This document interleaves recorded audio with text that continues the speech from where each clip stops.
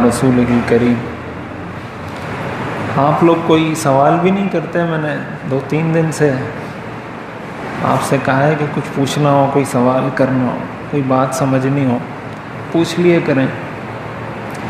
1-2 مسائل اعتکاف کے حوالے سے بتا کے پھر اپنی بات شروع کرتے ہیں. اعتکاف کے لیے میں نے ویسے بتا تو دیا تھا, جو مسجد کی شرعی حدود ہے نا, ویسے تو ہم مسجد پورے ایریا کو کہتے ہیں, وضو خانے کو بھی مسجد بولتے ہیں, ساری جگہ مسجد میں ہی آتی ہے, لیکن یہ عرفاً اس کو مسجد کہا جاتا ہے. شریعت کی نظر میں یہ سارا ایریا مسجد نہیں ہوتا, اس لیے کہ مسجد کے اپنے الگ احکام ہیں بہت سارے. مثال کے طور پر یہی اعتکاف کا حکم ہے, تو اب یہ اعتکاف جو ہے وہ مسجد میں ہو سکتا ہے, اس مسجد میں جس کو شریعت مسجد مانتی ہو.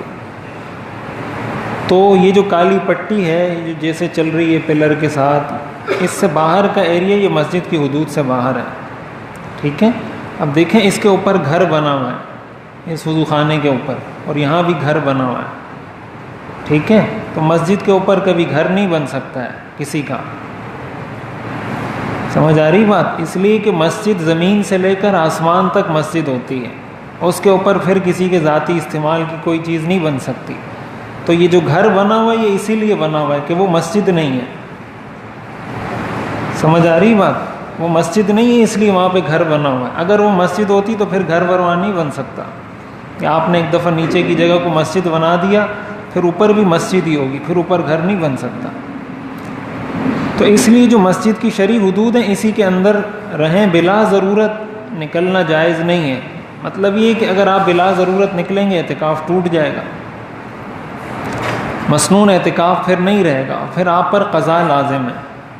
کم از کم 1 دن کی قضا لازم ہے اعتکاف کی, اور پھر وہ قضا بھی روزے کے ساتھ لازم ہے, کہ آپ رمضان کے بعد یا رمضان میں ہی 1 دن کے اعتکاف کی قضا کریں, اور روزہ بھی رکھنا اس کے ساتھ شرط ہے. رمضان میں کریں گے تو ویسے ہی روزہ ہوگا, بعد میں قضا کریں گے تب بھی روزہ اس کے ساتھ شرط ہے, تو پھر اس کی قضا لازم ہے. اس لیے کہ شریعت کا یہ اصول ہے کہ کوئی بھی مسنون عمل یا نفل کام شروع کرنے سے لازم ہو جاتا ہے. جب تک آپ نے شروع نہیں کیا تھا لازم نہیں تھا. مثال کے طور پر آپ نے 2 رکعت نفل کی نیت باندھی, تو یہ 2 رکعت نفل آپ پر لازم نہیں تھے. ابھی آپ نے شروع کر دیے, اب آپ بیچ میں سلام پھیر دیتے ہیں, اب یہ آپ پہ پڑھنا لازم ہے. شروع میں پڑھنا تو لازم نہیں تھا, لیکن بیچ میں جب آپ نے توڑ دی نماز, اب لازم ہے کہ جو نماز شروع کی تھی اس کو دوبارہ پورا پڑھیں. یہی مسئلہ ہر شریعت کے ہر حکم میں ہے, وہ روزہ ہو, وہ نماز ہو, وہ اعتکاف ہو, کوئی بھی عمل ہو. روزہ ہے, مثال کوئی نفلی روزہ رکھتا ہے, تو نفلی روزہ لازم تو نہیں ہے, لیکن رکھ لیا کسی نے اور بعد میں بیچ میں توڑ دیا, دن میں کھا پی لیا, تو اب اس پر لازم ہے کہ اس روزے کی قضا کریں. شروع کرنے سے عمل لازم ہو جاتا ہے. تو اعتکاف بھی ایسا ہی عمل ہے. تو اس لیے بلا ضرورت کا مطلب یہ ہے کہ انسان قضائے حاجت کے لیے جائے, وضو کے لیے جائے, اس طرح جا سکتا ہے. پانی پینا ہے, پانی پینے کے لیے چلا جائے. ابھی تو یہاں کولر بھی رکھا ہوا ہے, بیسن بھی یہاں اندر لگا ہوا ہے, تھوڑا بہت ہلکا پھلکا جو کام ہو تو یہیں پر بیسن کے ذریعے بھی ہو سکتا ہے. تو کوشش کرنی چاہیے کہ اپنے آپ کو بچایا جائے اس طرح بلا ضرورت جانے سے. کپڑے وغیرہ تبدیل کیے جا سکتے ہیں اعتکاف میں. کوئی مسجد میں تبدیل کرنا چاہے تو کپڑے تبدیل کر سکتا ہے, مسجد میں کپڑے تبدیل کرنے میں کوئی حرج نہیں ہے. تو ان چیزوں کا خیال کریں. باقی اگر کسی نے غسل کرنا ہو, ویسے ہی عام غسل, فرض غسل نہیں, فرض غسل کے لیے تو ظاہر جا سکتا ہے انسان, تو وہ ٹھیک نہیں ہے. غسل کی نیت سے جانا یہ ٹھیک نہیں ہے.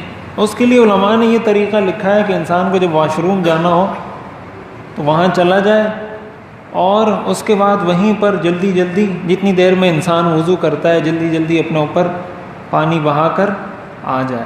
اس سے اس کا وضو بھی ہو جائے گا, غسل بھی ہو جائے گا. لیکن جتنی دیر میں وضو کرتا ہے, جتنی دیر میں آدمی فارغ ہوتا ہے, اتنی دیر لگا کے آ جائے. باقاعدہ مستقل ٹھنڈک کے لیے یا ویسے ہی غسل کرنے کے لیے جانا اعتکاف میں یہ ٹھیک نہیں ہے. تو اس چیز کا بھی اہتمام کریں. خلاصہ یہ کہ بلا ضرورت وہ ضرورت جس کو شریعت ضرورت مانتی ہے، تو ایسی کوئی ضرورت ہو تو جا سکتا ہے انسان، نہ ہو تو پھر جانے کی اجازت نہیں ہے۔ تو یہ تو چند بنیادی مسائل ہیں، اور کوئی مسئلہ آپ کے ذہن میں ہوگا تو پوچھ لینا، انشاءاللہ میں بتا دوں گا۔ ہے کوئی سوال؟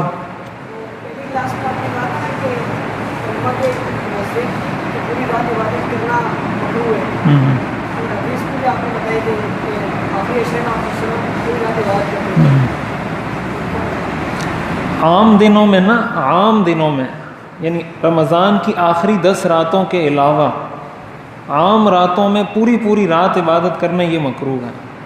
آخری جو 10 راتیں ہیں اس میں صحیح ہے، اس میں اجازت ہے، اس لیے کہ حضور علیہ الصلوۃ والسلام سے ثابت ہے۔ اس کے علاوہ جو عام راتیں ہیں پورے رمضان کی یا عام دنوں کی، تو پوری رات عبادت کرنا یہ مکروہ ہے۔ اور اس کی وجہ یہ ہے کہ حدیث شریف میں آتا ہے ان لنفسک علیک حقا ولعینک علیک حقا، تمہاری جان کا تمہارے اوپر حق ہے، تمہاری آنکھوں کا تمہارے اوپر حق ہے۔ تو اس کا حق یہی ہے کہ آنکھوں کو آرام دو، جان کا حق یہی ہے کہ اس کو نیند کی ضرورت ہے تو نیند فراہم کرو۔ تو یہ تو کوئی شریعت کا یہ مزاج ہی نہیں ہے کہ غیر فطری کام کسی سے کروایا جائے۔ یہ غیر فطری عمل ہے رات کو جاگنا، ہمارے ہاں تو یہ فیشن بن گیا نا راتوں کو جاگنا، لیکن یہ غیر فطری عمل ہے، اس لیے کہ قرآن کریم میں آتا ہے وَجَعَلْنَا اللَّيْلَ لِبَاسًا، ہم نے رات کو لباس بنایا۔ لباس کا مطلب کیا ہوتا ہے؟ وہ اس جگہ کو، اس چیز کو، اس جسم کو چھپا لیتا ہے۔ تو رات جو ہے نا انسانوں کو، جانوروں کو، پرندوں کو، سب کو چھپا لیتی ہے تاکہ وہ آرام کریں، اس لیے اللہ نے بنایا ہے۔ اور دن کو اللہ نے بنایا کہ انسان اللہ کی فضل کو تلاش کرے، رزق کو تلاش کرے، اس لیے اللہ نے دن کو بنایا۔ وَجَعَلْنَا النَّهَارَ مَعَاشًا، دن کو اللہ نے معاش کے لیے بنایا۔ تو چونکہ یہ غیر فطری عمل ہے اور اس سے انسان کی صحت خراب ہوتی ہے، تو جب تک صحت ٹھیک ہے تو آپ عبادت کر سکتے ہیں، اگر صحت ٹھیک نہیں ہے تو عبادت کیسے کریں گے؟ تو اپنی صحت کا خیال رکھنا یہ بھی لازم ہے۔ ایسا نہیں ہے کہ بس انسان اپنی صحت سے بے خبر ہو جائے۔ شریعت یہ حدیث ہے نا ان لنفسک علیک حقا، کہ حق ہے تمہارے جسم کا تم پر۔ اگر کوئی شخص کسی کو بھوک لگی ہے اور وہ کھانا نہیں کھاتا اور مر جاتا ہے، یہ خودکشی کا مرتکب ہوگا۔ بھوک لگی ہے، وہ کھانا موجود ہے، وہ کہہ رہا ہے میں نہیں کھا رہا۔ شریعت نے تو کہا ہے کہ ایسی حالت میں کچھ نہیں ہے، خنزیر کھا لو، مجبوری ہے، کچھ بھی نہیں ہے۔ فمن اضطر غیر باغ ولا عاد فلا اثم علیہ، مجبور ہو گئے، کچھ بھی نہیں مل رہا، صرف خنزیر کا گوشت ہے، وہ کھا لو، لیکن بھوکا مرنے کی اجازت شریعت میں نہیں ہے، اس لیے کہ یہ غیر فطری عمل ہے۔ تو اسلام دین فطرت ہے، فطرت اللہ التی فطر الناس علیہا، اسلام دین فطرت ہے۔ اسلام کسی ایسی چیز پر انسان کو مجبور نہیں کرتا جو غیر فطری ہو، اس لیے کھانا انسان کی ضرورت ہے تو انسان کھانا کھائے، پانی انسان کی ضرورت ہے، انسان پانی پیے۔ قرآن کریم میں آتا ہے نا کلوا واشربوا، یہ تو سب کو ہی آیت یاد ہوتی ہے، کلوا واشربوا ولا تسرفوا، عدنان کو تو بہت اچھے طریقے سے یاد ہے، کلوا واشربوا، کھاؤ اور پیو، ولا تسرفوا، لیکن زیادتی مت کرو، ٹھیک ہے۔ وہ ایک واقعہ ہے نا، ایک لطیفہ ہے کہ کوئی کھانا کھا رہا تھا بہت زیادہ، تو اس کو کسی نے کہا یار اتنا کھانا نہیں کھاؤ نا، تو اس نے کہا قرآن میں آتا ہے کلوا واشربوا، کلوا واشربوا آتا ہے تو پھر کھاؤ پھر۔ تو اس نے کہا قرآن میں تو ولا تسرفوا بھی آتا ہے کہ کھاؤ لیکن بہت زیادہ نہیں کھاؤ۔ تو اس نے کہا سارے قرآن پہ میں عمل کروں گا کیا؟ اس پہ تم عمل کر لو، پہلے والے پہ میں کر لوں گا۔ سمجھ آ رہی بات؟ تو کلوا واشربوا ہے لیکن ساتھ ولا تسرفوا بھی ہے۔ تو یہ شریعت کا حکم ہے اور ہم نے دونوں پہ عمل کرنا ہے، ایسا نہیں کہ کلوا واشربوا پہ آپ کریں ولا تسرفوا پہ میں کروں۔ کلوا واشربوا ولا تسرفوا، ان دونوں پہ آپ نے بھی کرنا ہے، ان دونوں پہ میں نے بھی کرنا ہے۔ تو یہ دین فطرت ہونے کا مطلب ہے۔ اسلام کسی ایسی چیز پہ انسان کو کبھی مجبور نہیں کرتا۔ اگر اسلام آپ غور کریں نا، مثال کے طور پر غصہ ہے، اب غصہ آنا انسان کی فطرت میں شامل ہے، اسلام نے کبھی یہ نہیں کہا کہ آپ کو غصہ نہیں آنا چاہیے، اس لیے کہ یہ کیسے ہو سکتا ہے کہ وہ انسان ہو اس کو غصہ نہ آئے؟ ایسے ہو نہیں سکتا۔ اگر اسلام یہ کہہ دیتا کہ بھائی کسی مسلمان کو غصہ نہیں آنا چاہیے، جس مسلمان کو غصہ آیا تو وہ جہنم میں جائے گا، تو اب یہ کسی کے بس میں ہی نہیں ہے، غیر فطری عمل ہے۔ قرآن نے یہ نہیں کہا غصہ نہیں آنا چاہیے، قرآن نے یہ کہا جب غصہ آئے تو اس کو دبا لو، یہ آپ کے اختیار میں۔ غصہ آنا یہ آپ کے اختیار میں نہیں ہے، یہ تو فطری چیز ہے۔ تو قرآن نے یہ کہا والکاظمین الغیظ، غصے کو دبانے والے۔ جو غصے کو دبانے والے ہوتے ہیں وہ اللہ کے محبوب ہوتے ہیں، ان کو اللہ تعالیٰ جنت عطا فرماتے ہیں۔ تو اب غصے کو دبانا یہ انسان کے بس میں ہے، اس کا شریعت نے حکم دیا۔ یہ حکم نہیں دیا کہ غصہ نہیں آنا چاہیے۔ تو یہ اس کا مطلب ہے۔ سمجھ آ گئی بات کہ آخری 10 راتوں کا چونکہ حضور علیہ الصلوۃ والسلام سے ثبوت ہے، اور عام دنوں میں جو اصولی اور ضابطہ اور قاعدہ ہے وہ یہی ہے کہ انسان نے اپنی صحت کا بھی خیال رکھنا ہے اور ساری چیزوں کا خیال رکھنا ہے، اور اس کے ساتھ ساتھ عبادت بھی کرنی ہے۔ اور کوئی سوال تو نہیں؟ ہاں ہاں، کون سا سوال؟ آپ نے اس کو بتایا وہ بھی بھول گیا۔ میرا سوال ہے کہ اعتکاف کے اندر جو ہوتا ہے، اعتکاف جو ہوتا ہے تو تجارت کا جو لین دین ہوتا ہے وہ مسجد کے اندر کر سکتا ہے؟ نہیں، تجارت اعتکاف کے دوران مسجد میں تجارت نہیں ہو سکتی، اس کی اجازت نہیں ہے۔ ایسی مجبوری ہو کہ گھر میں اور کوئی مطلب خرچہ دینے والا ہی نہیں ہے، کوئی ایسی مجبوری ہے کہ بس یہی ہے، اگر یہ چیز نہیں بیچے گا، نہیں خریدے گا تو گھر والوں کو کھانا پینا نہیں ملے گا، تو مجبوری کی صورت میں گنجائش ہے، وگرنہ مسجد میں تجارت کی اجازت نہیں ہے۔ بالخصوص سامان تجارت یا کوئی ایسی چیز مسجد میں لانا یہ تو بالکل ناجائز ہے، اور ویسے بھی تجارتی معاملات مسجد میں کرنا ٹھیک نہیں ہے۔ ہاں، اعتکاف کے علاوہ بھی ان المساجد للہ، مسجدیں اللہ کے لیے بنی ہیں، فلا تدعوا مع اللہ احد، تو بس یہاں اللہ کا ہی ذکر ہوگا، اللہ ہی کو یاد کرنا ہے۔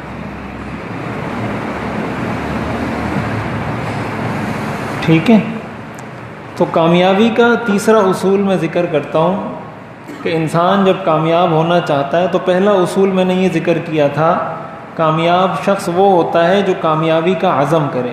اگر کوئی عزم نہیں کرتا تو اس کو زبردستی کوئی کامیاب نہیں بنا سکتا۔ اور دوسرا اصول یہ ہے کہ اپنے لیے مقصد کا تعین کرے کہ میں نے کیا کرنا ہے زندگی میں، میرا مقصد کیا ہے۔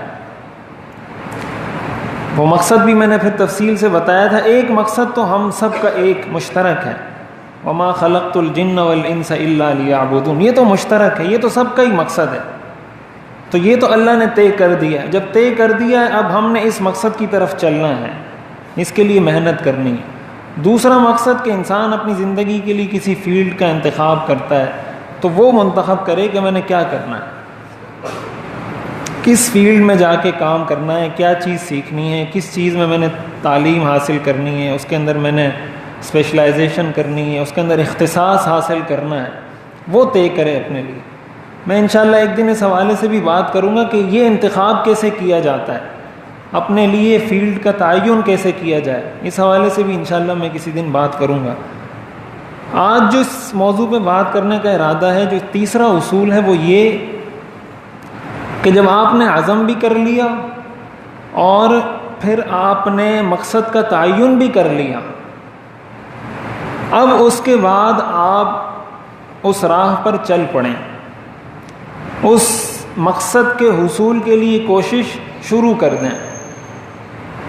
اب جب آپ حصول کے لیے کوشش شروع کریں گے تو راستے میں رکاوٹیں آئیں گی، بہت سارے آبسٹیکل آئیں گے، بہت ساری ایسی چیزیں آئیں گی جو آپ کو اپنے مقصد سے ہٹانے کی کوشش کریں گی، وہ مختلف صورتوں میں ہو سکتی ہیں۔ اور یہ سلسلہ کوئی نیا نہیں ہے، ایسا نہیں ہے کہ آپ کامیاب ہونا چاہتے ہیں تو آپ کی راہ میں رکاوٹیں آ رہی ہیں، یہ جو بھی شخص کامیاب ہونا چاہتا ہے سب کی راہ میں رکاوٹیں آتی ہیں۔ آپ انبیاء علیہم السلام کو دیکھ لیں، قرآن کریم جو بار بار انبیاء کا تذکرہ کرتا ہے نا، قرآن کریم میں بار بار آپ دیکھیں تقریباً کوئی 25-26 انبیاء کا تذکرہ ہے قرآن کریم میں. تو وہ بار بار جو انبیاء کا تذکرہ کیا جاتا ہے یا قوموں کا تذکرہ کیا جاتا ہے، قوم عاد کا، قوم سمود کا، قوم نوح کا، قوم لوط کا، یہ جو تذکرہ کیا جاتا ہے اس کا مقصد در حقیقت ہمیں یہی چیز سکھانا ہے. ان سب کا اگر آپ خلاصہ نکالیں ان سارے واقعات کا، وہ یہی ہے کہ آپ جب حق کی راہ پہ چلیں گے، اپنے مقصد کو حاصل کرنے کی کوشش کریں گے، تو آپ کے راستے میں بہت ساری رکاوٹیں آئیں گی. حضرت موسیٰ علیہ السلام کا واقعہ بار بار قرآن کریم میں آتا ہے. سب سے زیادہ تذکرہ جس پیغمبر کا قرآن میں ہے وہ حضرت موسیٰ علیہ السلام ہے. تو اب آپ دیکھیں حضرت موسیٰ علیہ السلام نے جب دعوت دی، فرعون کو دعوت دی، فَقُلْ هَلْ لَكَ إِلَىٰ أَن تَزَكَّىٰ وَأَهْدِيَكَ إِلَىٰ رَبِّكَ فَتَخْشَىٰ، کہ میں تمہاری رہنمائی کرنا چاہتا ہوں کہ تمہارے دل میں خشیت پیدا ہو جائے، اللہ کا خوف پیدا ہو جائے. تو فرعون نے کیا حضرت موسیٰ علیہ السلام کی بات مان لی؟ نہیں مانی. فرعون نے حضرت موسیٰ علیہ السلام کی بات نہیں مانی. انہوں نے کہا میں آپ کی کیسے مانوں، انا ربکم الاعلی، میں تو تمہارا رب ہوں. فرعون کا تو یہ دعویٰ تھا، فقال انا ربکم الاعلی، میں تو تمہارا رب ہوں، اور رب بھی کوئی چھوٹا موٹا رب نہیں، الاعلی، سب سے بڑا رب تمہارا میں ہوں. تم مجھے کہتے ہو کہ تم اللہ کے سامنے سجدہ کرو. پھر فرعون نے جادوگروں کو جمع کیا اور کہا کہ یہ جادوگر ہے اور جادو کے ذریعے ہمیں یہاں سے نکالنا چاہتا ہے وغیرہ وغیرہ. پھر اس جادوگر آئے، انہوں نے جو ہے نا رسیاں پھینکی، اس سے سانپ بنا. پھر حضرت موسیٰ علیہ السلام نے لاٹھی پھینکی، اس سے اژدہا بنا جو ان سب سانپوں کو کھا گیا. تو اب یہ جو سارا ماجرا چل رہا ہے کہ فرعون جادوگروں کو بلا رہا ہے اور ایک دن متعین کیا، جیسے نہیں اعلان ہوتا ہے میقات یوم معلوم، قرآن کریم میں آتا ہے کہ ایک دن متعین کیا کہ بھئی ایک دن جیسے کوئی بڑا دن منایا جاتا ہے کہ بہت بڑا مقابلہ ہوگا حق و باطل کا، سارے لوگ آئیں. ان ہؤلاء لشرذمۃ قلیلون وانا لجمیع حاضرون، یہ تو تھوڑے سے لوگ ہیں اور ہم تو بہت طاقتور لوگ ہیں اور زیادہ ہیں، تو یہ ہمیں کس طریقے سے زیر کرنے کی کوشش کر رہے ہیں. تو فرعون نے سب کو کہا کہ بھائی سب نے آنا ہے اور مقابلہ ہوگا، اور مقابلے میں یہ لوگ شکست کھائیں گے، ہم جیت جائیں گے. اور نتیجہ یہ ہوا کہ حضرت موسیٰ علیہ السلام جیت گئے، سارے جادوگر مسلمان ہو گئے. تو اب یہ رکاوٹ تھی نا، حضرت موسیٰ علیہ السلام کی راہ میں فرعون نے رکاوٹ ڈالی کہ بھائی میں تو تمہاری بات نہیں مانتا.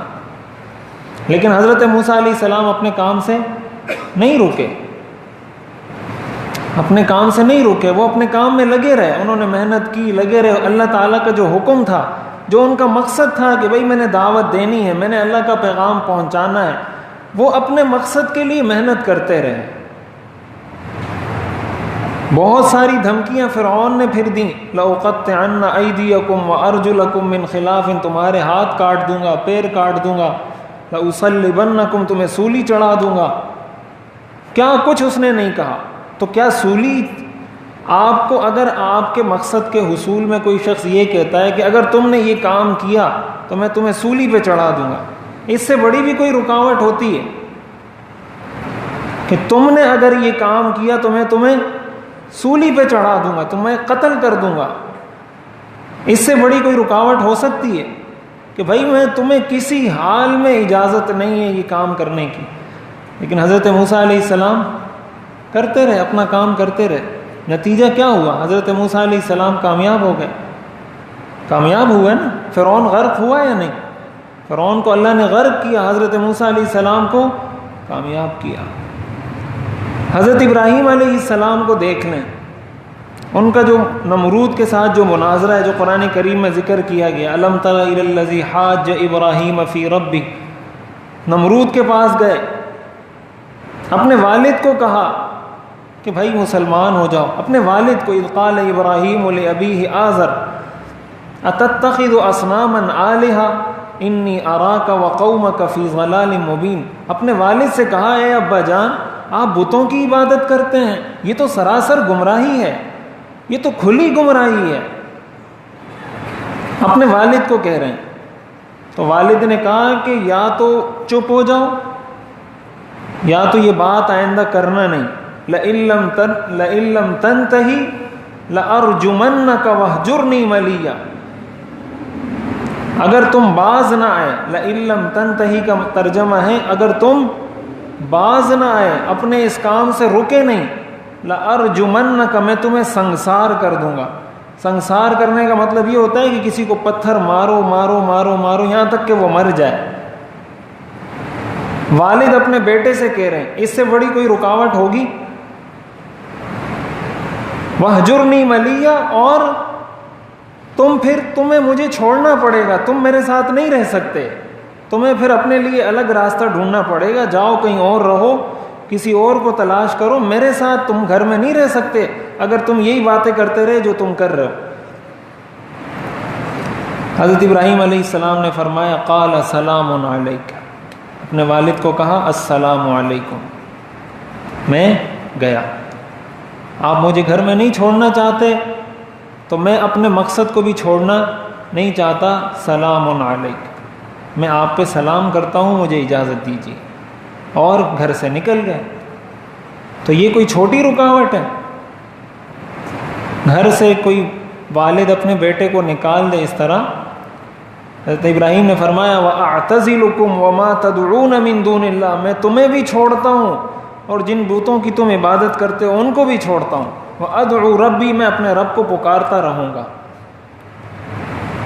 میں اپنے رب کو پکارتا رہوں گا, تمہیں بھی چھوڑتا ہوں, تمہارے معبودوں کو بھی چھوڑتا ہوں, سب کو چھوڑتا ہوں, بس مجھے اجازت ہے, میں جا رہا ہوں.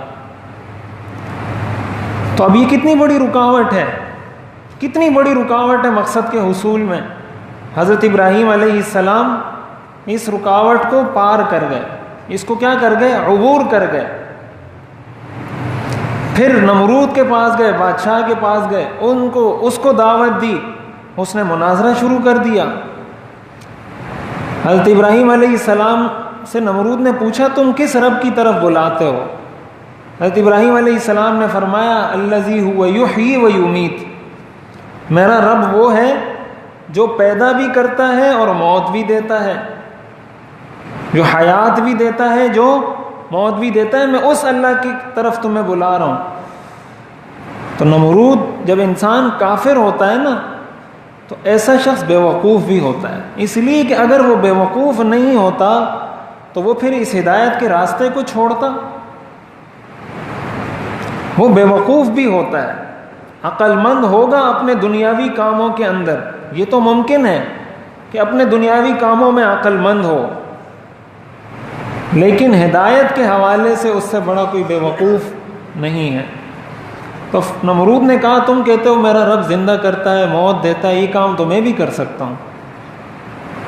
حضرت ابراہیم نے فرمایا آپ کیسے کر سکتے ہیں؟ اس نے ایک شخص پہ پھانسی کا آرڈر چڑھ چکا تھا کہ اس کو پھانسی ہونی ہے, اس نے اس کو آزاد کر دیا, بولا تم میری طرف سے آزاد ہو, اور کہا اس کو میں نے زندہ کر دیا, اس کو میں نے زندہ کر دیا. ایک آزاد آدمی تھا, کوئی اس کا گناہ نہیں تھا, اس کو پکڑا, اس کو پھانسی سولی پہ چڑھا دیا, کہا اس کو میں نے موت دے دی. یہ کام تو میں بھی کرتا ہوں. تم کہتے ہو میرا رب وہ ہے جو پیدا کرتا ہے, موت دیتا ہے, پیدا کرتا ہے اور موت تو میں بھی دیتا ہوں. حضرت ابراہیم علیہ السلام سمجھ گئے کہ یہ اس طرح سمجھنے والا نہیں ہے. پھر حضرت ابراہیم علیہ السلام نے دوسری دلیل دی.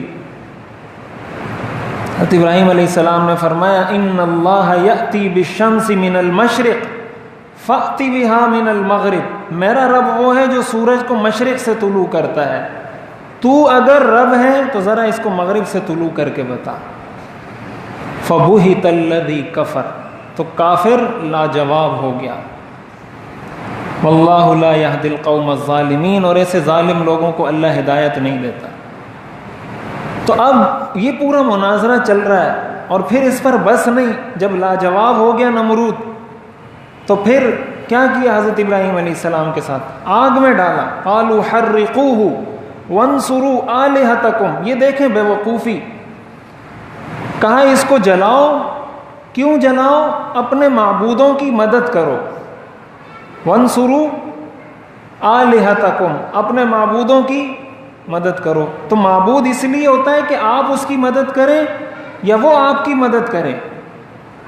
معبود کس لیے ہوتا ہے کہ وہ آپ کی مدد کرے.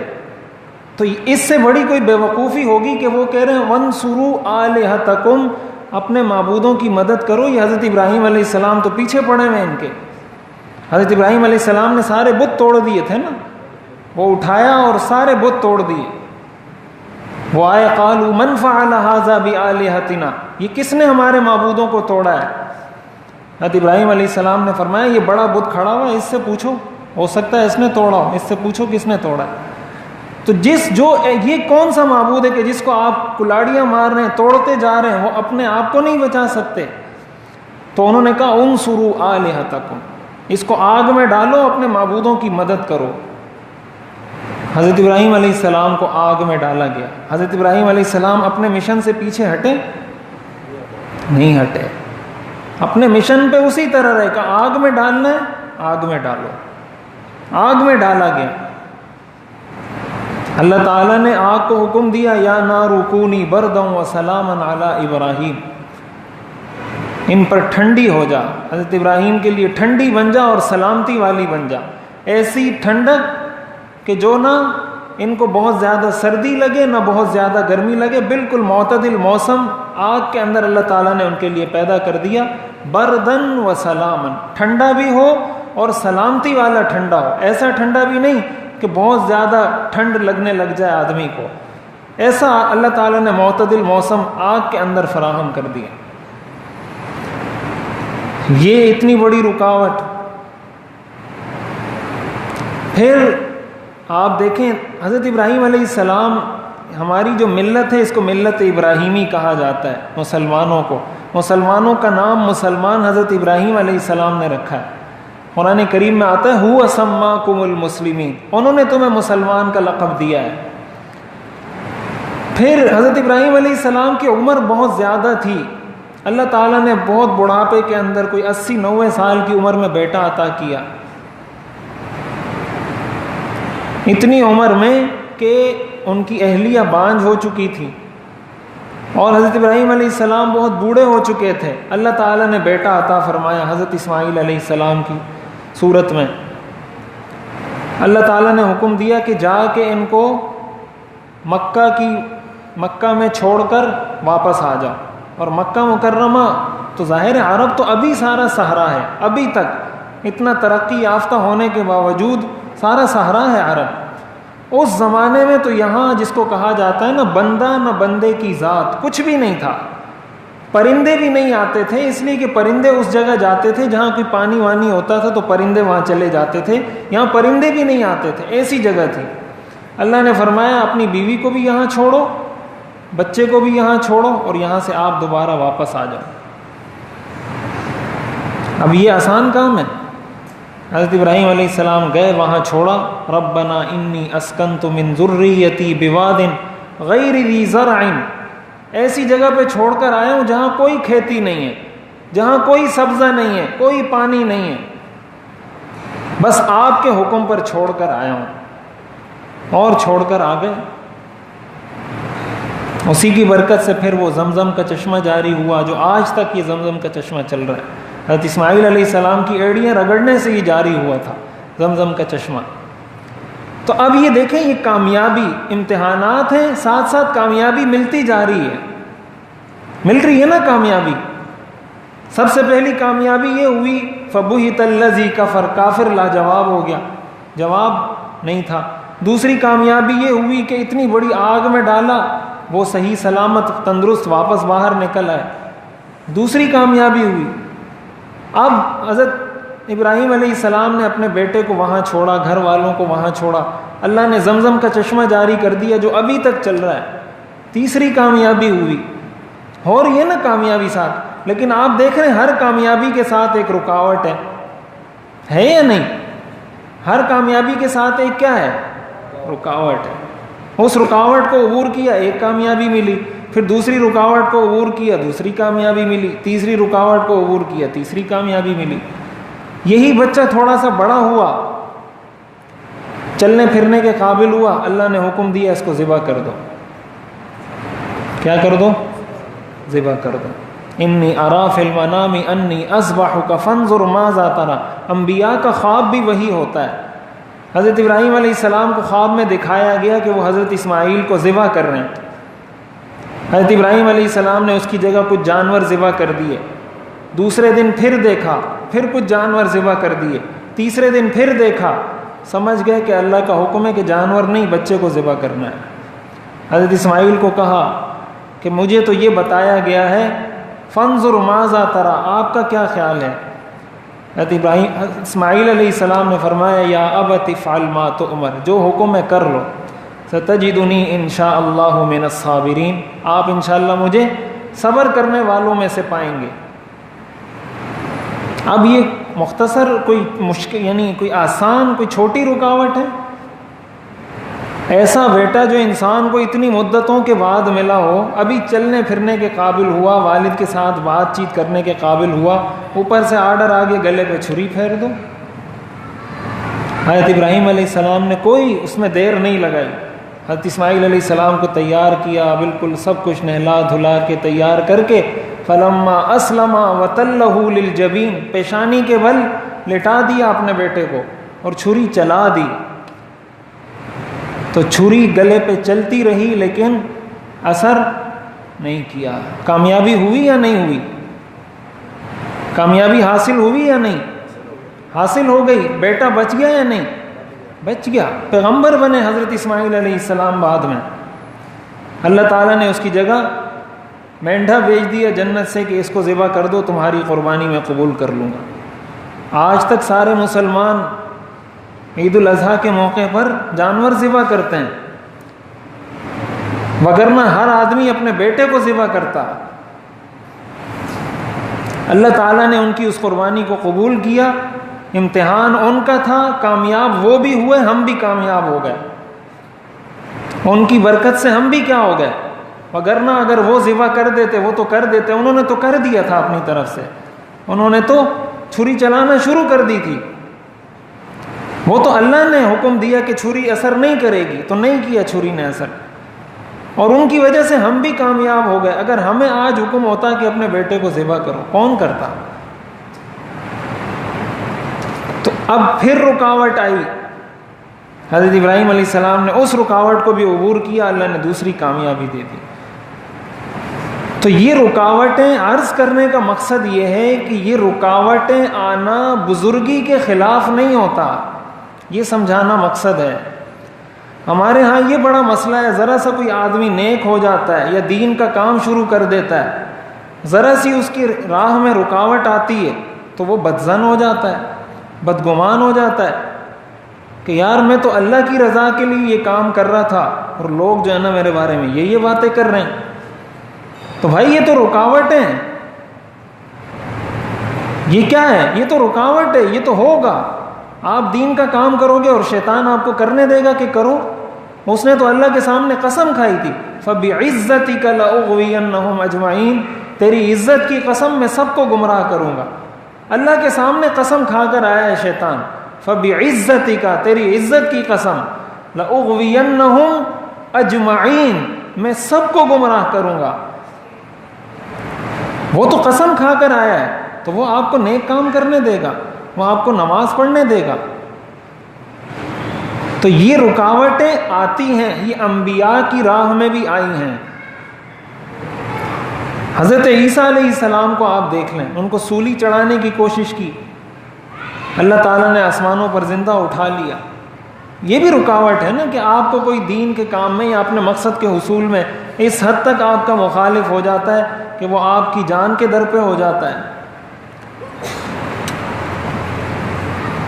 تو جتنے انبیاء کا آپ تذکرہ قرآن میں پڑھیں گے نا, حضرت نوح علیہ السلام کا پڑھیں, حضرت ہود علیہ السلام کا پڑھیں, حضرت صالح علیہ السلام کا پڑھیں. ابھی وقت اتنا نہیں ہے, ورنہ میں آپ کو مثالیں دے دے کے سمجھاتا کہ کس طرح کس نبی کی راہ میں کیا کیا رکاوٹیں آئی ہیں.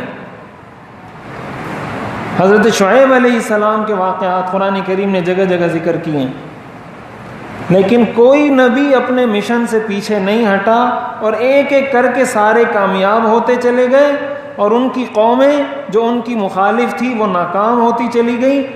انبیاء کو اللہ بچاتے رہے, قوموں کو تباہ کرتے رہے. قوم عاد بھی تباہ ہوئی، قوم سمود بھی تباہ ہوئی، قوم شعیب بھی تباہ ہوئی، قوم لوط بھی تباہ ہوئی، فرعون بھی غرق ہوا، نوح علیہ السلام کی ساری قوم بھی غرق ہوئی. یہ سارے کیا ہو گئے؟ کامیاب ہو گئے. وَتَرَكْنَا عَلَيْهِ فِي الْآخِرِينَ سَلَامٌ عَلَىٰ إِبْرَاهِيمَ سَلَامٌ عَلَىٰ مُوسَىٰ وَهَارُونَ سَلَامٌ عَلَىٰ إِلْيَاسِينَ. ان سب پر اللہ تعالیٰ فرماتے ہیں قیامت تک لوگ سلام بھیجتے رہیں گے. ہم کہتے ہیں نا علیہ السلام، حضرت ابراہیم علیہ السلام، حضرت موسیٰ علیہ السلام، حضرت ہارون علیہ السلام، ان پر ہمیشہ سلامتی ہوتی رہے. جب بھی کوئی پیغمبر کا نام لیتا ہے ساتھ کہتا ہے علیہ السلام. اللہ نے قیامت تک کے لیے وَتَرَكْنَا عَلَيْهِ فِي الْآخِرِينَ، سب لوگ جب پیغمبر کا نام لیں گے تو کہیں گے سلام علی ابراہیم، حضرت ابراہیم علیہ السلام. تو راستے میں رکاوٹوں کا آنا یہ بزرگی کے خلاف نہیں ہے. اگر کوئی عالم خدمت کر رہا ہے دین کی، اس کی راہ میں بھی رکاوٹیں آئیں گی. اگر کوئی تبلیغ کی شکل میں خدمت کر رہا ہے، اس کی راہ میں بھی رکاوٹیں آئیں گی. کوئی جہاد کی شکل میں خدمت کر رہا ہے، اس کی راہ میں بھی رکاوٹیں آئیں گی. کسی بھی شکل میں کوئی اللہ کی راہ میں خرچ کرنے سے، مثال کے طور پر بعض لوگوں کی عادت ہوتی ہے خرچ کرتے ہیں اللہ کی راہ میں، لیکن خرچ کرنے کے بعد ان کو فیڈ بیک اچھا نہیں ملتا.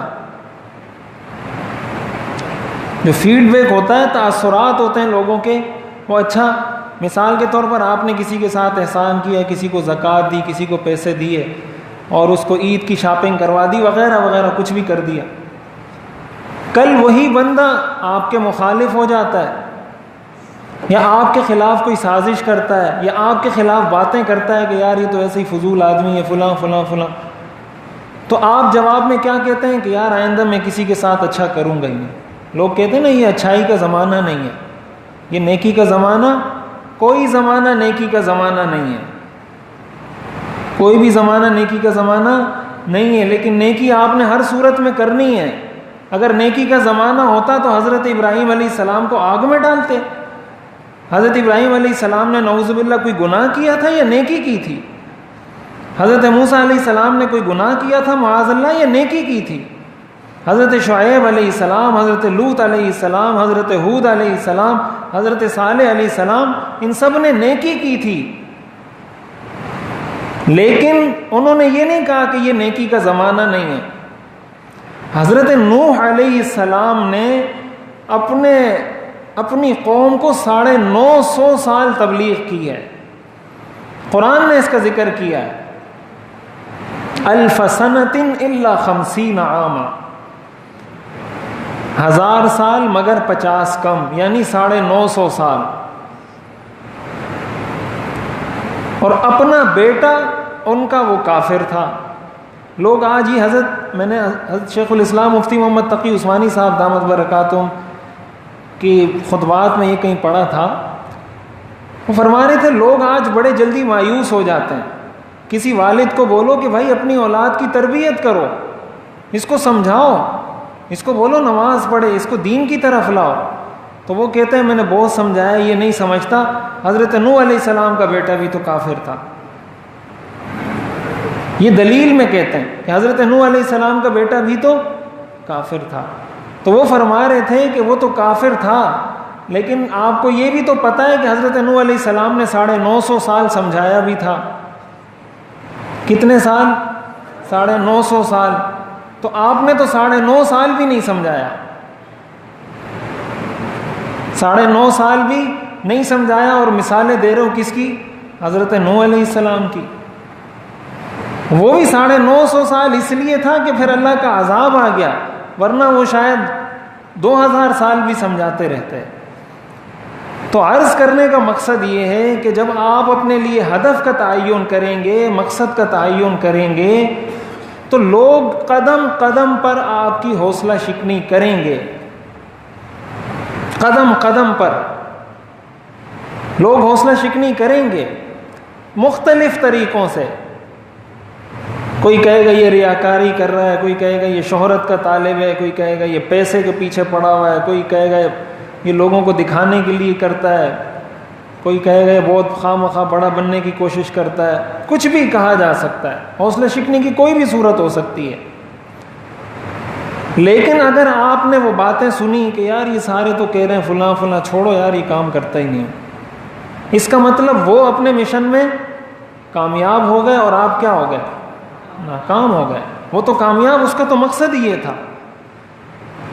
ایسا ہے یا نہیں؟ شیطان جب آپ کو کہتا ہے نماز نہیں پڑھو، سو جاؤ، کیا ضرورت ہے نماز پڑھنے کی؟ جو پڑھ لیتے ہیں ان کا وہ کون سے کوئی ایسے سر پہ سینگ لگ گئے ان کے کہ تم پڑھ لو گے تو کیا ہو جائے؟ آرام سے سوتے رہو، ٹھیک ہے. اور نیند بھی آ رہی ہے، حدیث شریف میں آتا ہے 3 گرہیں لگاتا ہے وہ انسان کی گدی پہ، حدیث شریف میں آتا ہے، اور بار بار ہر گرہ لگا کے یہ دم پڑتا ہے، نم علیک لیل طویل، سو جا، بڑی لمبی رات پڑی ہے. یہ دم ہے شیطان کا. یہ صحیح مسلم اور صحیح بخاری کی روایات ہیں. وہ ایک گرہ لگاتا ہے اور کہتا ہے نم علیک لیل طویل، بڑی طویل رات ہے، سو جا. پھر دوسری گرہ لگاتا ہے، پھر یہ دم پڑتا ہے، نم علیک لیل طویل. پھر تیسری گرہ لگاتا ہے، پھر کہتا ہے نم علیک لیل طویل. تو اب 2 طرح کے لوگ ہیں. ایک وہ شخص ہے جو ان ساری چیزوں کو دبا کے اٹھ جاتا ہے کہ بھئی میں نے نماز پڑھنی ہے، اور دوسرا وہ ہے کہ نہیں یار چھوڑو، بس کیا ضرورت ہے، سوئے رہو آرام سے. تو پہلی صورت میں جس نے نماز پڑھی وہ کامیاب ہوا، دوسری صورت میں کون کامیاب ہوا؟ شیطان کامیاب ہوا. یہی معاملہ ہمارے ساتھ شریعت کے بہت سارے احکامات پر عمل کرنے کی صورت میں ہوتا ہے. جب آپ کسی شریعت کے حکم پہ عمل کرتے ہیں، کوئی ایسا حکم، ایک تو میٹھے میٹھے حکم ہے نا سارے، اس پہ تو سارے ہی عمل کرتے ہیں، ٹھیک ہے. جیسے لوگ کہتے ہیں حلوہ کھانا سنت ہے، تو حلوہ کھانا سنت نہیں ہے، ویسے ہی میٹھا کھانا سنت ہے. اور یہ جو مشہور ہے کہ کھانے کے بعد میٹھا کھانا سنت ہے، یہ بات بھی غلط ہے. کھانے کے بعد میٹھا کھانا سنت نہیں ہے، ویسے ہی حضور علیہ الصلوۃ والسلام کو میٹھی چیز پسند تھی، لیکن کھانے کے بعد حلوہ کھانا یا خاص طور پہ حلوے کو یہ کہنا کہ یہ سنت ہے، یہ بات ٹھیک نہیں ہے. تو میٹھے میٹھے کام تو سارے کرتے ہیں بھائی. اصل مزہ اس وقت آتا ہے جب کچھ کڑوے کڑوے کام بھی کرو. کڑوے کام کا مطلب یہ ہوتا ہے کہ آپ معاشرے میں کوئی ایسا کام کرو کہ لوگ انگلی اٹھائیں کہ یار اس کو دیکھو یہ بڑا بزرگ بنتا ہے، اس کو دیکھو یہ جو ہے نا سارے کس طرف جا رہے ہیں، اس نے اپنا ایک الگ راستہ منتخب کیا ہوا ہے، الگ راستے پہ چل رہا ہے. مثلا شادی بیاہ کی رسومات ہیں مثال کے طور پر. اب ہمارے ہاں شادی بیاہ کے اندر بہت ساری غیر شرعی رسومات ہیں. مثال کے طور پر لوگ گانے بجاتے ہیں. اب اگر کوئی شخص یہ کہے گا کہ بھائی گھر میں گانے نہیں بجاؤ، تو وہ کہتے ہیں شادی ایک ہی دفعہ تو ہوتی ہے، ایک ہی دفعہ تو ہوتی ہے، جب ایک ہی دفعہ ہوتی ہے تو بجانے دو اس کو. یہ کہہ رہا ہے نہیں بجاؤ. تو اب وہ ان کو کیا لگ رہا ہے؟ پاگل لگ رہا ہے کہ یار یہ پتہ نہیں اس کو کیا ہو گیا، اچھی خاصی جو کہتے ہیں نا رنگ میں بھنگ ڈال رہا ہے، خواہ مخواہ ہماری ساری خوشی خراب کر رہا ہے. ہم جو ہے نا خوشی منا رہے ہیں، یہ آ کے ادھر کھڑا ہو جاتا ہے سر پہ، گانے نہیں بجاؤ. اب وہ یہ پاگل لگ رہا ہے نا ان کو، یہ رکاوٹ ہے. یہ کیا ہے؟ رکاوٹ ہے. یہ آپ کو اس بات پہ آمادہ کرنے کی کوشش ہے کہ آپ بھی بیٹھ کے ہمارے ساتھ سنو. آپ تو ہمیں منع کر رہے ہو، ہم تو یہ کہتے ہیں آپ بھی بیٹھ کے سنو، آپ بھی ادھر آ کے ناچو ہمارے ساتھ. تو اب یہ رکاوٹ آ جاتی ہے، ہم پیچھے ہٹ جاتے ہیں. شیطان کیا ہو جاتا ہے؟ کامیاب ہو جاتا ہے. ہم کیا ہو جاتے ہیں؟ ناکام ہو جاتے ہیں. شادی کے اندر اس طرح کی بہت ساری رسومات ہیں، بہت ساری رسومات ہیں نکاح کے اندر.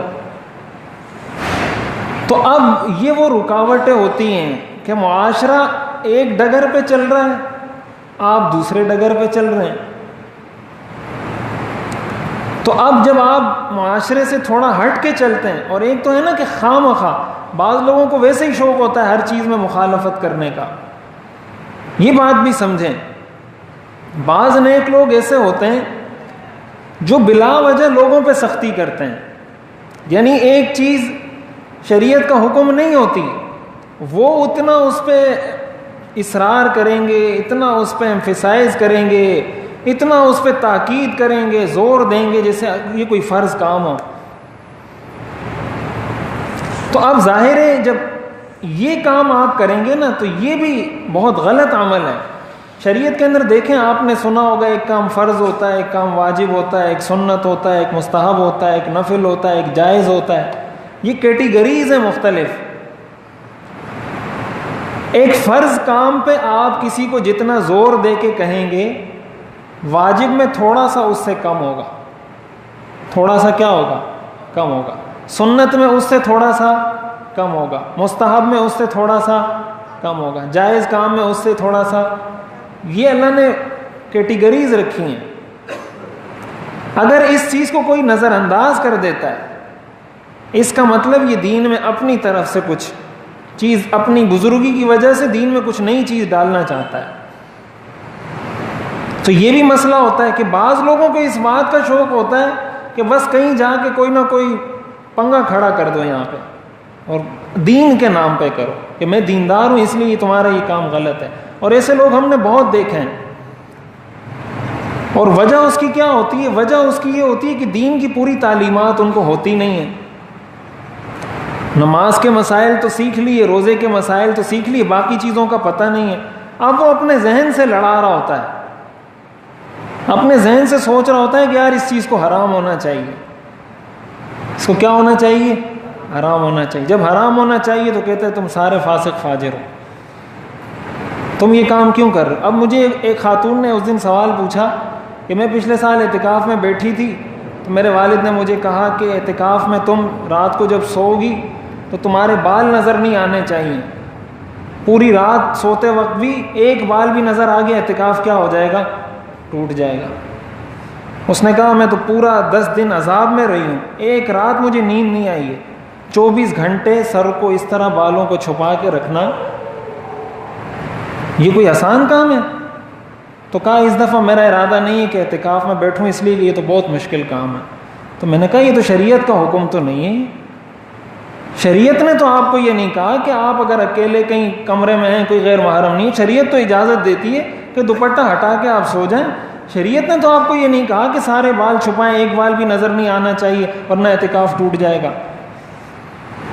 اب اس آدمی نے کیا کیا؟ اس آدمی نے یہ کیا کہ نماز میں یہ حکم ہے کہ ایک بال بھی نظر نہیں آنا چاہیے، تو اعتکاف بھی عبادت ہے.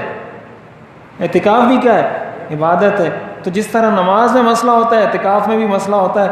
لہٰذا اب یہ قیاس اس نے کیا کہ میرے خیال میں اس کو ایسا ہونا چاہیے، اور دوسرے کو اتنی مشقت میں ڈال دیا. 10 دن اس کو پریشان کیے رکھا. اب یہ بھی مخالفت ہے، لیکن یہ مخالفت یہ اسلام نہیں ہے.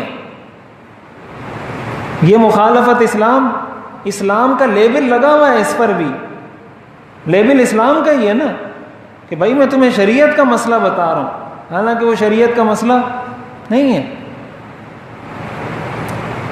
تو ایک تو ایسا ہوتا ہے. تو یہ میرا مطلب نہیں ہے کہ آپ ہر چیز میں بلا وجہ ہی جو ہے نا لوگوں کی مخالفت شروع کر دیں اپنی طرف سے کہ جو ہے نا بس اب تو میرے کو اتھارٹی مل گئی ہے. تو یہ نیک لوگوں کے ساتھ یہ مسائل ہوتے ہیں.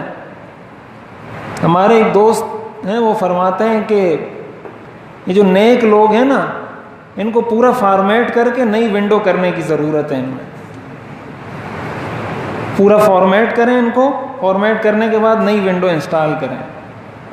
اس کی وجہ کیا ہے کہ اتنے وائرس آ گئے ہیں، اتنی چیزیں اپنی طرف سے اندر گھما پھرا کے اندر داخل کر دی ہیں شریعت میں اپنی بزرگی کی وجہ سے کہ اب وہ وائرس کسی بھی اینٹی وائرس سے نکلنے والا نہیں ہے. تو یہ مسائل بھی ہوتے ہیں. ہمارے استاد محترم حضرت مفتی محمود اشرف صاحب دامت برکاتہم وہ جب پڑھاتے ہیں نا بخاری شریف پڑھاتے ہیں دارالعلوم کراچی کے اندر، تو تقریباً 450-500 طلبہ ہوتے ہیں ایک کلاس میں دور حدیث کی. تو وہ جب پڑھاتے ہیں تو وہ بخاری شریف پڑھاتے ہیں، پھر اس کی تشریح کرتے ہیں. تو وہ پھر کہتے ہیں کہ یہ سارے میرے سامنے 450 مولوی نہیں بیٹھے ہوئے، یہ میرے سامنے 450 مذہب بیٹھے ہوئے ہیں. کیا بیٹھے ہوئے ہیں؟ 450 مذہب. اس کا اپنا مذہب ہے، اس کا اپنا مذہب ہے، اس کا اپنا مذہب ہے، اس کا اپنا مذہب ہے، اس کا اپنا مذہب ہے. اور پھر آگے سے فرماتے ہیں کہ میں تمہیں جو مذہب پڑھانا چاہتا ہوں اس کا نام ہے اسلام. آپ کو اپنا مذہب بھی چھوڑنا ہوگا، آپ کو بھی کون سا مذہب اختیار کرنا ہوگا؟ اسلام اختیار کرنا ہوگا. باقی سارے مذاہب چھوڑ دو جو اپنے تصورات بنائے ہوئے ہیں، خیالات جو دماغ میں بٹھائے ہوئے کہ نہیں یہ کام ایسے ہونا چاہیے، نہیں یہ ایسے ہونا چاہیے، اس کو چھوڑ دو. اب اسلام کو فالو کرو، اس لیے کہ میں اسلام پڑھا رہا ہوں تمہیں. تو یہ مسئلہ بھی ہوتا ہے. یہ مقصد میرا نہیں ہے کہ ایک آدمی نیک ہونے کی وجہ سے خود جو ہے نا اپنی طرف سے چیزیں ایڈ کرنا شروع کر دے. وہ ایک نیک آدمی تھا، وہ ایک لطیفہ ہے، اس سے کسی نے پوچھا کہ یار تم ماشاءاللہ اتنی نمازیں وغیرہ پڑھتے ہو، تو کیا کوئی حدیثیں وغیرہ آپ کو آتی ہیں، کچھ ایسی چیزیں؟ تو اس نے کہا ابھی تو اللہ کا شکر ہے اپنی حدیثیں بھی بنا لیتا ہوں، اپنی حدیثیں بھی بنا لیتا ہوں، اتنا تجربہ ہو گیا. سمجھ آ رہی بات؟ تو یہ جو تجربہ ہے نا کہ ابھی اتنا آدمی کو تجربہ ہو جائے کہ اب اتنا ایکسپرٹ ہو جائے وہ شریعت کا کہ اب خود سے جو ہے نا نئی نئی چیزیں لے کر آنا شروع ہو جائے، تو یہ تو غلط ہے. ان دونوں چیزوں میں فرق بھی کرنا چاہیے. لیکن اگر کوئی صحیح راستے پر ہے، صحیح کام کر رہا ہے، تو پھر اس کو مشکل پیش آئے گی. دیکھیں حضرت لقمان علیہ السلام نے اپنے بیٹے کو نصیحت کی، یا بنی اقم الصلاۃ وامر بالمعروف وانہا عن المنکر. اے بیٹے نماز قائم کرنا، بھلائی کا حکم دینا، برائیوں سے لوگوں کو روکنا. آگے فرمایا وَاصْبِرْ عَلَىٰ مَا أَصَابَكَ. جب وَأْمُرْ بِالْمَعْرُوف کہا کہ نیکی کا حکم دو، اس وقت نہیں کہا وَاصْبِرْ، بلکہ جب یہ کہا وَانْہَا عَنِ الْمُنْکَر کہ برے کاموں سے لوگوں کو روکنا، اور پھر آگے فرمایا وَاصْبِرْ عَلَىٰ مَا أَصَابَكَ کہ اس راہ میں جو تکلیف پہنچے گی اس پہ صبر کرنا. اس کا مطلب کیا ہے کہ جب انسان برائی سے روکتا ہے تو لوگ اس کے مخالف ہوتے ہیں. اچھائی کا حکم دینے سے آپ جب کسی کو یہ کہیں گے نا کہ نماز پڑھو، اس سے کوئی آپ کے مخالف نہیں ہوگا. آپ جب کسی کو یہ کہیں گے روزہ رکھو، اس سے کوئی بھی آپ کا مخالف نہیں ہوگا. آپ کسی کو کہیں گے حج کرو، یہ اچھائی کا حکم ہے، امر بالمعروف ہے، اس سے کوئی مخالف نہیں ہوتا. آپ کسی کو کہیں گے زکوٰۃ دو، وہ کہے گا اچھی بات ہے. نفل روزہ رکھو، کہے گا اچھی بات ہے. صدقہ دو، اچھی بات ہے. لیکن جب آپ اس کو بولو گے نا یار شادی کے موقع پہ گانے نہیں بجاؤ، وہ بولے گا یہ اچھی بات نہیں ہے. اس کا مطلب ہے وَاصْبِرْ عَلَىٰ مَا أَصَابَكَ کہ جو نہیں عن المنکر، جب آپ کسی برائی پہ ضرب لگائیں گے، یہ اصول ہمیشہ یاد رکھیں. امر بالمعروف سے کوئی ناراض نہیں ہوتا، نہیں عن المنکر سے ناراض ہوتے ہیں. جب آپ کسی پہ ضرب لگاتے ہیں نا، جب کہ بھائی یہ چیز ٹھیک نہیں ہے، یہ ناجائز ہے، شریعت اس کی اجازت نہیں دیتی، اس وقت پھر وہ آپ کے سامنے آ کے کھڑا ہوتا ہے. حضور علیہ الصلاۃ والسلام سے کافروں نے کیا کہا تھا کہ آپ ایسا کر لیں، ہمارے ساتھ یہ کمپرومائز کریں کہ ہم آپ کے رب کی عبادت کریں گے، لیکن کم از کم آپ اتنا کر لیں کہ ہمارے بتوں کو برا بلا مت کہیں، اتنا کمپرومائز کر لیں، ہم آپ کے رب کی عبادت کے لیے تیار ہیں. لیکن اب یہ امر بالمعروف ہے کہ اللہ کی عبادت کرو، اور یہ نہیں عن المنکر ہے کہ بتوں کی عبادت مت کرو. انہوں نے کہا اس کے لیے ہم تیار ہیں کہ آپ کہتے ہیں میرے رب کی عبادت کرو، ہم کریں گے، لیکن آپ ایک کام یہ کرو کہ یہ مت کہو کہ یہ سارے بت جھوٹے ہیں، یہ کوئی خدا نہیں ہے، یہ مت کہو.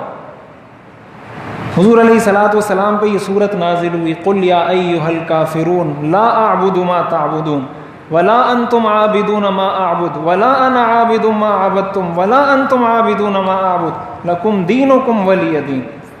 4 دفعہ فرمایا میں ہرگز عبادت نہیں کرتا اس کی جس کی تم کرتے ہو، تم ہرگز نہیں کرتے اس کی جس کی میں کرتا ہوں، میں ہرگز نہیں کرنے والا جس کی تم کرتے، تم ہرگز عبادت نہیں کرتے اس کی جس کی میں کرتا ہوں. لکم دینکم ولی دین، تمہیں تمہارا دین مبارک ہو، مجھے میرا دین مبارک ہو. یہ کیسے ہو سکتا ہے کہ میں یہ کام چھوڑ دوں کہ بتوں کو برا بلا کہنا چھوڑ دوں؟ ایسا نہیں ہو سکتا. تو جب بھی نہیں عن المنکر ہوتی ہے، جب برائی سے روکا جاتا ہے، یہ علماء کے لوگ اس لیے بھی بہت زیادہ خلاف ہوتے ہیں کہ وہ میٹھی میٹھی باتیں کم کرتے ہیں اور غلط کاموں پہ ضرب لگاتے ہیں کہ بھائی یہ نہیں کرو، یہ نہیں کرو. وہ کہتے ہیں یہ نہیں بولو، یہ بولو یہ کرو، یہ کرو، یہ کرو، یہ کرو، یہ کرو. یہ نہیں بولو کہ یہ نہیں کرو، یہ نہیں کرو، یہ نہیں، اس چیز کو ہٹا دو. حالانکہ شریعت دونوں کا نام ہے، امر بالمعروف نہی عن المنکر. امر بالمعروف ایک حصہ ہے، نہی عن المنکر دوسرا حصہ ہے. اسی لیے حضرت لقمان علیہ السلام نے فرمایا وَاصْبِرْ عَلَىٰ مَا أَصَابَكَ، کہ جب لوگوں کو برائی سے روکو گے، لوگ تمہارے مخالف ہوں گے تو پھر صبر کرنا. تو خلاصہ کلام یہ ہے کہ لوگ ہر طرح کے آپ کو ملیں گے. آج کل تو اتنے فتنے پیدا ہو چکے ہیں دین کے نام پر، اتنے فرقے بن چکے ہیں، اتنی چیزیں سامنے آ گئی ہیں کہ آدمی پریشان ہو جاتا ہے. یہ بھی رکاوٹ ہے ایک طرح کی، یہ بھی ایک رکاوٹ ہے نا کہ آپ کو دین سے دور کیا جا رہا ہے. آدمی کنفیوز ہو جاتا ہے، میں ادھر جاؤں ادھر جاؤں ادھر جاؤں ادھر جاؤں، کیا کروں؟ وہ پریشان ہو جاتا ہے، یہ کچھ کہہ رہا ہے، یہ کچھ کہہ رہا ہے، یہ کچھ کہہ رہا ہے، میں کدھر جاؤں؟ اب یہ بھی رکاوٹ ہے. آپ نے اس رکاوٹ سے بھی نکلنا ہے. اور اس رکاوٹ سے آپ کیسے نکلیں گے؟ ایسے نکلیں گے کہ آپ قرآن کو پڑھیں گے، آپ مذہب کو ٹائم دیں گے، قرآن کو ٹائم دیں گے، مسجد کو ٹائم دیں گے، تو پھر آپ کو آہستہ آہستہ پتہ چلنا شروع ہو جائے گا کیا صحیح ہے کیا غلط ہے. ورنہ اس رکاوٹ میں بھی ناکام ہونے کے خطرات بہت زیادہ ہیں. تو اب یہ بھی چیز ہے، لوگوں کو کنفیوز کر دیا گیا ہے. اور جب اتنا کسی کو کنفیوز کیا جاتا ہے نا، میں نے اس دن ایک واقعہ پڑھا، علامہ ابن حزم رحمۃ اللہ علیہ نے لکھا ہے اپنی کتاب میں کہ ایک تاجر تھا اندلس کے اندر، اور بہت بڑا تاجر تھا، اور اس کا کاروبار پورے اندلس میں مشہور تھا، بڑا کاروباری آدمی تھا. آس پاس کے جتنے تاجر تھے وہ سارے اس سے جلتے تھے، حسد کرتے تھے کہ یار یہ اتنا پیسہ کما رہا ہے، اتنی اس کے پاس چیزیں آ گئیں اور ہمارے پاس کوئی آتا نہیں ہے خریداری کے لیے. انہوں نے کہا یار اس کی جو ہے نا، اس کو کچھ کرتے ہیں کسی طرح، اس کا یہ کاروبار ڈاؤن کرتے ہیں. بہت سازشیں کی سب میں ناکام ہوتے رہے. آخر میں انہوں نے ایک سازش کی. وہ سازش کیا کی؟ یہ صحیح واقعہ ہے، علامہ ابن حزم رحمۃ اللہ علیہ نے لکھا ہے یہ. تو انہوں نے یہ کیا کہ انہوں نے، وہ جب شخص نکلا، وہ جو تاجر تھا، بہت بڑا کاروباری شخص تھا، وہ اپنے گھر سے نکلتا تھا تو نیا جوڑا پہنتا تھا، نیا امامہ پہنتا تھا، اچھے خاصے زبردست گھوڑے پہ سوار ہو کے جاتا تھا. تو وہ ایک دن اسی طرح نکلا، سفید خوبصورت امامہ اس نے پہنا ہوا ہے، سفید کپڑے پہنے ہوئے ہیں، اور بالکل زبردست گھوڑے پر جا رہا ہے اپنے کام پہ. انہوں نے کچھ فاصلے سے اپنے بندے کھڑے کیے ہوئے تھے، وہی جو تاجر تھے جنہوں نے پلاننگ کی تھی، فاصلے کچھ فاصلے سے کھڑے کیے ہوئے تھے. تھوڑی دیر چلے، گھر سے نکلے تو ایک ملا اور کہا ماشاءاللہ آپ کا گھوڑا بڑا زبردست ہے، کپڑے آپ کے بہت شاندار، اور یہ نیلا امامہ تو آپ پہ بہت ہی سوٹ کرتا ہے. تو اس نے کہا یہ نیلا تو نہیں ہے، یہ تو سفید ہے. نیلا نہیں، یہ تو کیا ہے؟ سفید ہے. اس نے کہا نہیں، میں یہ نہیں کہہ رہا کہ اچھا نہیں لگ رہا آپ کے ساتھ، اچھا بہت لگ رہا ہے، لیکن نیلا ہے، سفید کہاں سے آ گیا؟ اس نے کہا نہیں بھائی یہ سفید ہے، یہ دیکھو یہ سفید امام ہے، کہاں سے نیلا ہے؟ بولا نہیں بھائی سفید نہیں ہے، جا کے آگے کسی سے پوچھ لینا. وہ چلا آگے گیا، تھوڑی دیر بعد ایک اور کھڑا ہوا تھا، تو وہ اس کو ملا اور کہا کہ آپ کا گھوڑا بھی بڑا زبردست، اور آپ کا کپڑے بھی بڑے زبردست، اور آپ نے جو ہرا امامہ پہنا ہے نا، اس کے تو کیا کہنے. وہ پریشان کہ یار پیچھے والا کہہ رہا تھا نیلا ہے، یہ کہہ رہا ہے ہرا ہے. وہ کہہ رہا ہے بھائی یہ نیلا، یہ جو ہے نا یہ سفید ہے، یہ ہرا نہیں ہے، سفید ہے. اس نے کہا نہیں بھائی اچھا لگ رہا ہے، میں یہ نہیں کہہ رہا کہ اچھا نہیں لگا، اچھا لگ رہا ہے، لیکن سفید کہاں سے آ گیا؟ بہرحال دیکھتا رہا امام کو، بولا شاید ہو سکتا ہے ہو ہرا ہو.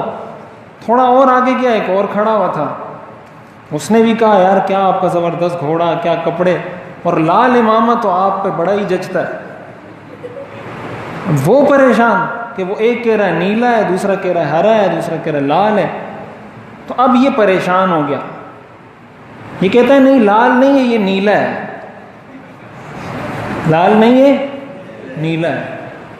اور پھر اس کو دیکھتا رہا امام کو بار بار کہ یہ نیلا ہے، لال ہے، ہرا ہے، کیا ہے. اور جا کے دکان میں بیٹھ گیا. تو سارا دن دکان میں بیٹھ کے انہوں نے لکھا ہے کہ وہ اپنے امامے کو دیکھتا رہتا تھا سارا دن کہ یہ نیلا ہے یا ہرا ہے یا لال ہے. اتنا اس کو پریشان کیا، اتنا اس کو پریشان کیا. انہوں نے لکھا ہے کہ وہ شخص پھر اندلس کی گلیوں میں بھیک مانگا کرتا تھا. اتنا اس کا کاروبار ڈاؤن ہوا، اتنا اس چیز میں اس کو پریشان کر دیا کہ سارا دن وہ اپنے امامے کو دیکھتا رہتا تھا. نفسیاتی بن گیا کہ یہ سفید ہے یا نیلا ہے یا ہرا ہے یا پیلا ہے. اور ایک دن وہ آیا کہ وہ اندلس میں بھیک مانگا کرتا تھا. یہ آج کل یہی ہو رہا ہے ہمارے ساتھ. ہمیں کنفیوز کیا جا رہا ہے. کوئی کہہ رہا ہے نہیں سفید، کوئی کہہ رہا ہے نہیں ہرا، کوئی کہہ رہا ہے نہیں نیلا، کوئی کہتا ہے نہیں براؤن، کوئی کہتا ہے یہ، کوئی وہ، فلاں فلاں فلاں فلاں. اب ظاہر ہے کہ وہ ہے سفید، ہے کیا سفید، لیکن اتنا کنفیوز کر دیا گیا ہے کہ وہ سفید بھی لوگوں کو لال نظر آ رہا ہے، وہ بھی لوگوں کو نیلا نظر آ رہا ہے. تو اب یہ آپ کا کام ہے کہ آپ نفسیاتی بنتے ہیں یا اپنے اس پہ پختہ رہتے ہیں کہ نہیں بھائی یہ لال نہیں، یہ سفید ہی ہے، اور میرے کو زیادہ کوئی اس میں کوئی تردد مجھے نہیں، یہ سفید ہے، یہ کوئی لال وال نہیں ہے. تو یہ ہمارے میڈیا کے اوپر، ٹی وی چینلز کے اوپر یہ بھرمار ہے ان چیزوں کی. میڈیا تو اس چیز سے بھرا ہوا ہے، تو وہ لوگوں کو کنفیوز کرنے کی کوشش کرتے ہیں. تو یہ آج کی سب سے بڑی رکاوٹ یہ چیز ہے. تو خلاصہ یہ ہے، عرض کرنے کا مقصد یہ ہے، کامیابی کا تیسرا بنیادی اصول یہ ہے کہ آپ جب اپنی راہ پہ چلیں گے، کوئی آپ کی مخالفت کرے گا، کوئی آپ کی حوصلہ شکنی کرے گا، کوئی آپ کو پاگل بولے گا، کوئی کیا کرے گا، کوئی کیا کرے گا، آپ نے سب کی سننا ہے. یہاں سے سن کے یہاں سے نکال دینا. کہتے ہیں نا دو کان اللہ نے اسی لیے دیے، ایک سے سنو دوسرے سے نکال دو. یہ باتیں نہیں نکالنا جو میں نے کی ہیں، وہ باتیں نکالنا جو فضول ہوتی ہیں. یہ تو اس لیے کہ یہاں سے سن کے اس کو بند کر کے اندر ہی رکھو. وہ ان باتوں کے لیے کہ یہاں سے سنو یہاں سے نکال دو. ٹھیک ہے؟ تو اگر آپ نے زیادہ اٹینشن دینا شروع کر دی، زیادہ توجہ دینا شروع کر دی کہ یار یہ کیا بول رہا ہے، یہ کیا بول رہا ہے، یہ کیا بول رہا ہے، یہ کیا بول رہا ہے، تو بس آپ لوگوں کی رائے اور تبصرے ہی سنتے رہیں گے، تجزیے سنتے رہیں گے، اپنے کام میں کبھی آپ آگے نہیں بڑھ سکتے. اور یہ صرف دینی معاملے کی بات نہیں کر رہا، اپنے دنیاوی معاملات کے اندر بھی اس چیز کو اپنانا ہوگا. اگر کوئی تعلیم حاصل کر رہا ہے، کوئی کسی فیلڈ میں جانا چاہ رہا ہے، کوئی کاروبار کر رہا ہے، کوئی تجارت کر رہا ہے، کوئی ملازمت کر رہا ہے، حدیث شریف میں آتا ہے نا کہ اللہ کا ذکر اتنا کرو کہ لوگ تمہیں مجنون بولیں. لوگ کیا بولیں؟ کہ پاگل ہے. ٹھیک ہے؟ تو لوگ پاگل جو بولیں گے تو وہ تو ٹھیک ہے کہ لوگ بولیں گے، لیکن جس کو پاگل بولیں گے وہ پریشان تو ہوگا نا کہ مجھے کیوں پاگل بول رہے ہیں، یا نہیں ہوگا؟ وہ تو پریشان ہوگا کہ یار میں تو ٹھیک ٹھاک آدمی ہوں، کیوں مجھے پاگل بولتے ہو؟ حضور علیہ الصلوۃ والسلام کو نہیں بولا. حضور علیہ الصلوۃ والسلام کو کہا گیا مجنون ہے، شاعر ہے، کاہن ہے. قرآن نے اس کا جواب دیا ما ہوا بقول شاعر ولا بقول کاہن وما صاحبکم بمجنون. یہ مجنون نہیں ہے، یہ شاعر نہیں ہے، یہ کاہن نہیں ہے، یہ اللہ کا رسول ہے. تو حضور علیہ الصلوۃ والسلام کو لوگوں نے کہا مجنون ہے، شاعر ہے، کاہن ہے، دیوانہ ہے. قرآن ایک ایک چیز کا جواب دیتا رہا، نہیں شاعر بھی نہیں، نہیں کاہن بھی نہیں، نہیں مجنون بھی نہیں.